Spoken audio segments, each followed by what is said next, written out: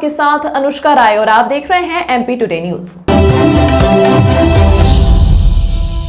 मध्य प्रदेश के नवागत कैबिनेट मंत्री प्रहलाद पटेल और उनका परिवार बाबा महाकाल के दर्शन करने आज उज्जैन पहुंचा, जहां उन्होंने नंदी हॉल से बाबा महाकाल के दिव्य भस्म आरती के साथ दर्शन किए। आरती के दौरान श्री पटेल बाबा महाकाल की भक्ति में लीन दिखाई दिए। इस दौरान उनकी पत्नी और परिवार के अन्य सदस्यों ने उनके साथ ही एक नया शिशु भी नजर आया, जिसे श्री पटेल अपनी गोदी में लेकर बैठे हुए थे। बाबा महाकाल के निराकार से साकार स्वरूप के दर्शन करने के बाद प्रहलाद पटेल मीडिया से रूबरू हुए और गुरुजनों का आशीर्वाद हम पर होगा, जिससे हम बाबा महाकाल के दिव्य दर्शनों का लाभ ले रहे हैं। बाबा महाकाल के चरणों में पहुंचना और उनकी सेवा का लाभ लेना, यह सब उनकी कृपा से ही संभव है।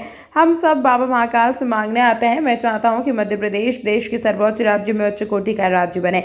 बाबा महाकाल की कृपा के बिना यह नहीं हो सकता। उनकी कृपा रहेगी तो सब काम सफल हो जाएंगे।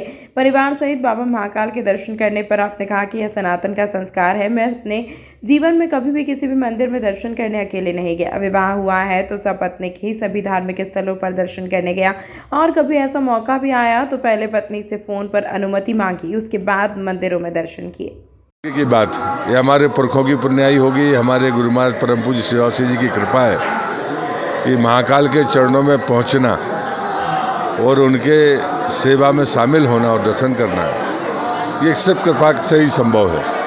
हम सब मांगने आते हैं, लेकिन व्यक्तिगत नहीं। मैं चाहता हूं कि राज्य सर्वोच्च सूची में नंबर 1 का राज्य देश में बने। इस लक्ष्य की प्राप्ति के लिए हमारा बौद्धिक और शारीरिक सामर्थ्य पर काम नहीं करेगा। उनकी कृपा के बगैर ये संभव नहीं है।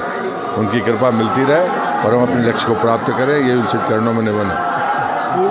परिवार के साथ आप आए थे यहाँ पे। ये संस्कार सनातन का संस्कार है कि मैं अपने जीवन में कभी अकेले नहीं गया। जब से मेरा विवाह हुआ है तो सपत्नी गया, और कभी गया तो पहले फ़ोन से इनसे अनुमति मांगी है।